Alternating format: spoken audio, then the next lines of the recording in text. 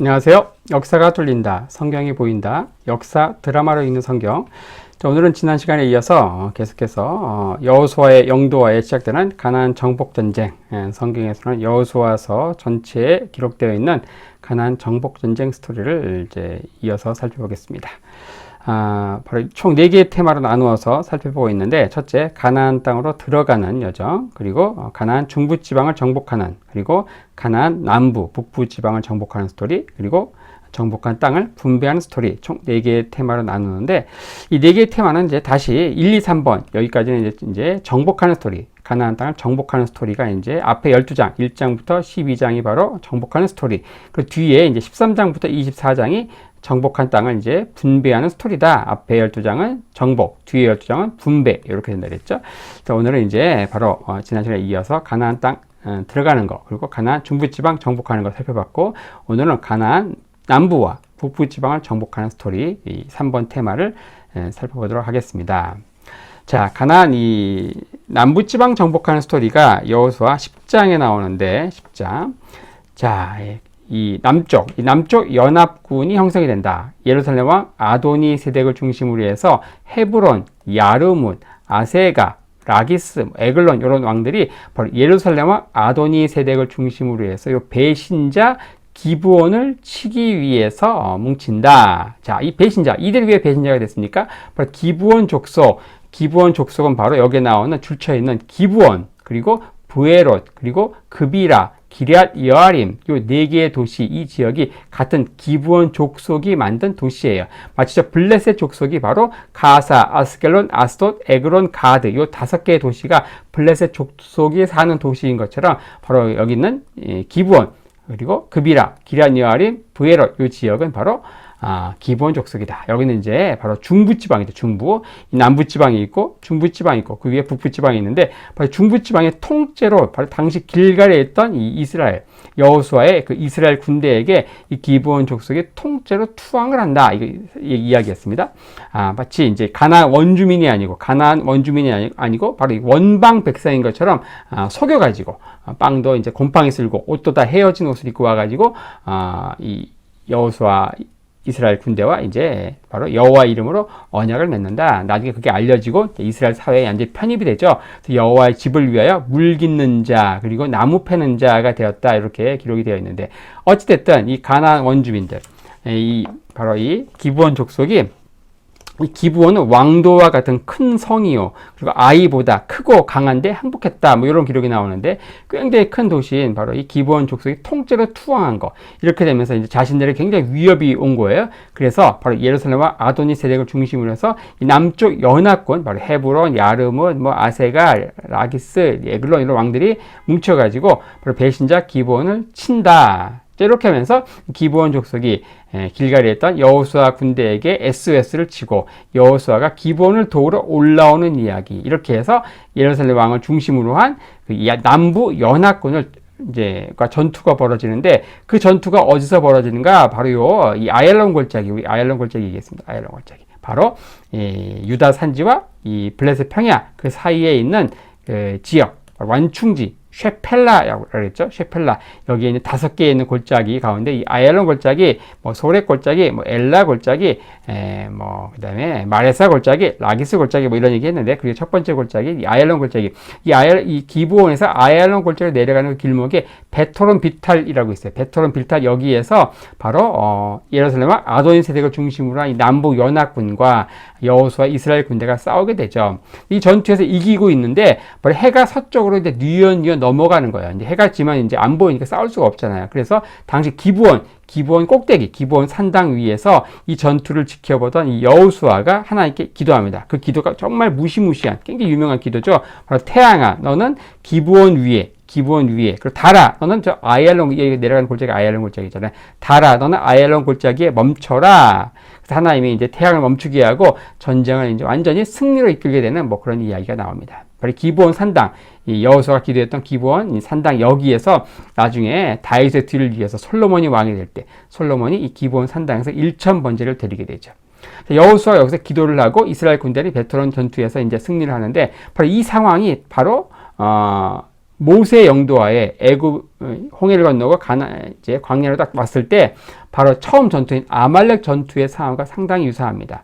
그 전투에서 여호수아가 군대를 이끌고 싸우지만 사실은 그 전투의 승패는 어디에 달려 있는 거예요? 여호수아가 잘 싸우느냐 거기에 달린 게 아니고 바로 높은 산 위에서 모세가 이제 그 두 팔을 벌리고 기도하는, 그 팔이 올라가 있으면 이기고 내려오면 지는 거예요. 그래서 아론과 훌이 그 두 팔을 들고 있잖아요.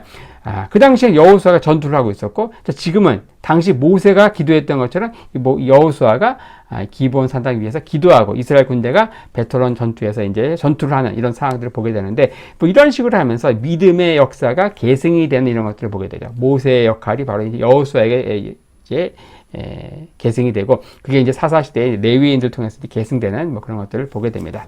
자, 어쨌든 이렇게 하면서 여호수아 10장에 배신자 기브온 족속을 치기 위해서 예루살렘 왕 아도니 세덱을 중심으로 뭉친 이 남쪽 연합군을 바로 베토론 이 전투에서, 베토론 비탈에서 있는 전투에서 승리하게 되고, 이때 나오는 무시무시한 그 기도, 태양이 멈추고 달이 멈추는 그 기도문에 대해서, 이 기도문의 현장이 바로 그 여호수아 10장에 언급되어 있다. 자, 이렇게 하면서 이제 중부지방은 통째로 투항을 했고, 그리고 남부지방은 이제 바로 남쪽 왕 예루살렘 왕을 중심으로 연합군을 치면서 먹게 되고, 남은 건 뭡니까? 이제 북쪽이겠죠. 북쪽. 바로 북쪽은 이 하솔 왕 야빈을 중심으로 해서 긴네렛, 그리고 시므론, 악삽, 그리고 옆에 돌이 있습니다. 이 연합군이 이 메론 물가에 진친다. 메론 물가. 바로 이 북부 연합군을 치는 이야기가 여호수아 11장에 나오는데, 바로 하솔 왕 야빈을 중심으로 한 북부 연합군이 이 메론 물가에 진쳤다는 이야기를 듣고, 이때 여호수아가 군대를 이끌고 올라가서 이제 메론 물가에서 전투가 벌어지고, 이 전투에서도 이제 이스라엘이 승리한다. 거의 뭐 백전백승이죠. 자, 그리고 나서 이제 이 연합군의 선봉에 섰던 도시인 이 하솔을 완전히 불태워 버린다. 근데 재미난 구절이 나옵니다. 여호수아 11장 10절에 이 하솔을 뭐라고 얘기하고 있는가? 하솔은 본래 이 가나안의 머리다. 가나안의 머리인데 그 엄청난 도시인 하솔을 여호수아 그 이스라엘 군대가 완전히 불태웠다, 이런 식의 표현이 나와요. 이 하솔은 본래 가나안의 머리다, 이 표현이 어디서 나온 것인가? 우리 이전에 그 힉소스 왕조라고 이제 혹시 기억하십니까? 바로 이제 이스라엘 땅에 있는 그 셈족이 바로 이 애굽의 제2 중간기 혼란기 때 걸로 가가지고 바로 이 이집트 입장에서 보면 외부인 오랑캐라고 그랬죠. 힉소스라는 뜻이 바로 이 셈족이 바로 함족의 나라인 이집트에 가가지고 바로 이 나일강 삼각주에 있는 그 아바리스, 성경에는 소안이라 나오는 그 지역, 거기를 수도로 삼아가지고 엄청난 그 군사 강국으로서 이집트를 통치하는 이야기를 했습니다. 그래서 힉소스 왕조 당시에 그 이집트의 제1 수도가 있었어요. 아바리스. 그리고 자신들이 왔던 이 가나안 땅의 제2 수도를 만들었는데, 그 수도가 어디에 있었는가? 바로 이 하솔에 있었다. 하솔. 그래서 이 하솔이 바로 가나안의 머리더니, 이 표현은 바로 이 힉소스 왕조 당시에 이 가나안 땅의 거의 수도, 캐피탈 역할을 했던 그 엄청난 어마무시했던 도시, 그 하솔의 역사성에 대해서 언급하고 있는 것이고, 바로 그 하솔을 바로 이 논산훈련소, 한번 가보지 않은, 숫자만 많았지 거의 노예 백성인 그 이스라엘 백성들, 이스라엘 군대가 이기게 되는 그 엄청난 도시인 하솔을 불태우게 되는 그런 이야기를 언급하고 있죠. 실제로 이 하솔 유적지를 가보면은 엄청난 도시가 커요. 가나안의 머리다, 이 표현이 무색하지 않을 정도로 엄청나게 크다. 실제로 이제 여리고, 이스라엘 백성들이 이제 처음 점령했던 여리고의 크기에 거의 20배에 해당하는 것이 바로 하솔이다. 그래서 만약에 하나님이 여리고를 7바퀴 돌라고 했을 때 돌았지, 이 하솔을 7바퀴 돌아가면요, 한 바퀴 돌다가 지쳐가지고 다 쓰러지겠죠. 그러니까 하나님이 다 돌만 하니까 돌라고 하신 거예요. 그러니까 그대로 순종해야 되겠죠. 하나님은 절대 하솔을 돌라고 하진 않습니다. 여리고 같은 도시, 작은 도시를 돌라고 하는 것이죠. 자, 이 하솔은 본래 가나안의 머리다, 이런 표현이 나온다. 자, 이렇게 하면서 이 가나안 정복 전쟁이 거의 이제 마무리가 되는데, 자, 어떻습니까? 아주 어렵지 않습니다. 여호수아에 의해서 이제 가나안 땅에 딱 들어와서 요단강을 도하고 나서 제일 먼저 길갈에서 예배를 드리고, 그리고 이제 여리고를 점령하죠. 여리고 점령하고, 그 다음에 아이성 점령하죠. 자, 그 다음에 나오는 게 뭡니까? 기브온 족속, 가나안 중부지방에 있는 기브온 족속의 통째로 투항을 한다. 통째 투항해서 그 지역을 먹게 되고, 자, 그 다음에 이제 남쪽 왕 예루살렘 왕 아도니세덱을 중심으로 한 남부 연합군을 쳐서 먹고, 그다음에 북쪽은 하솔 왕 야빈을 중심으로 한 북부 연합군을 쳐서 먹고, 이렇게 하면서 이제 정복 전쟁이 끝나는 거예요. 자, 이 가나안 땅에 수많은 도시들이 있고 왕들이 있는데 하나하나 일일이 각계격파한 것이 아니고 이들이 뭉쳤기 때문에 그 한 방에 가가지고 그 뭉친 연합군을 쳐가지고 먹는 거예요. 그 원샷 원킬로 해가지고 두세 번 전투해가지고 그냥 이 통째로 먹게 되는 것이죠.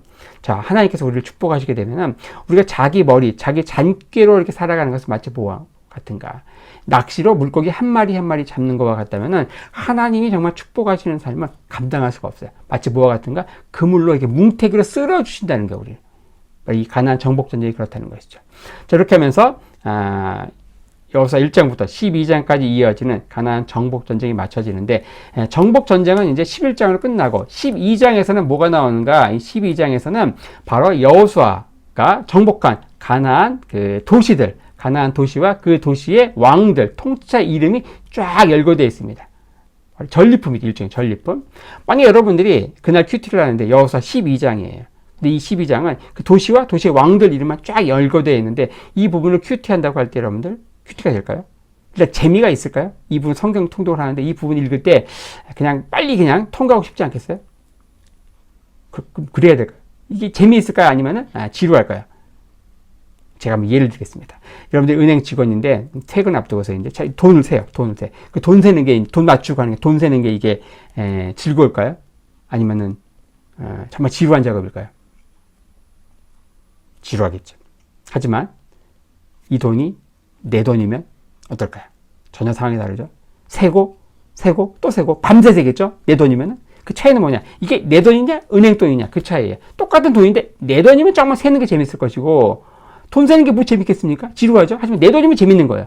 하지만 이게 은행 돈이면 이게 정말 돈이지만 얼마나 좋아요. 돈 좋죠. 하지만 이게 은행 돈이면 지루한 거예요. 마치 그것처럼 우리가 여호수아 12장 같은 이런 이 성경 본문을 읽을 때 이게 나랑 아무 상관이 없으면 정말 재미가 없죠. 근데 내가 그 싸우는 여호수아와 함께 싸우는 그 이스라엘 군대 가운데 내가 있어야 돼요. 내가 있어야만 이게 내 전투고 내 전리품이어야만 이게 내 돈이어야만 이게 이제 재미있는 거예요. 그래서 우리가 역사 이야기를 하고 이렇게 지도 이야기를 하고 이렇게 함으로써 성경 본문의 그 현장에 내가 있도록 도와주는 작은 툴인 거예요. 이게 뭐 단순한 지식으로 끝나는 것이 아니라는 것이죠. 역사, 지도 보고서 뭐 성경 좀 더 많이 알고 뭐 잘난 척하고 그러려고 하는 게 아니라는 거예요. 바로 우리가 자꾸 역사 이야기를 하고 그리고 지도 이야기를 하고 이렇게 하는 것은 성경 본문을 읽을 때 자꾸 그 현장으로 그 타임머신을 타고 그 현장 속으로 들어가서 나도 그 현장에 있고, 그렇게 될 때 바로 여호수아 12장에 나오는 이 정복한 도시의 그 리스트, 왕들의 목록이 읽을 때 흥미진진하게 마치 내가 내 돈 세는 것처럼, 은행 돈이 아니고 내 돈 세는 것처럼 성경 읽을 때 바로 그런 마음으로 읽어야 돼요. 전부 내 스토리면 정말 성경 읽기가 흥미진진하고 마치 드라마 밤새서 보아도 지치지 않는 것처럼, 역사 드라마처럼 흥미진진하게 성경 읽을 수 있는 것이다. 그 핵심은 뭐다? 이게 내 스토리냐 아니면 나와 상관없는 저들만의 스토리, 저들만의 리그, 저들만의 잔치냐, 아니면 내가 그 현장에 있느냐, 그 차이라는 것이죠. 자, 이렇게 하면서 여호수아 1장부터 12장까지 이어지는 가나안 정복 전쟁을 이제 마무리하고요. 다음 시간에 계속 이어서 정복한 땅을 분배하는 과정에 대해서 살펴보도록 하겠습니다.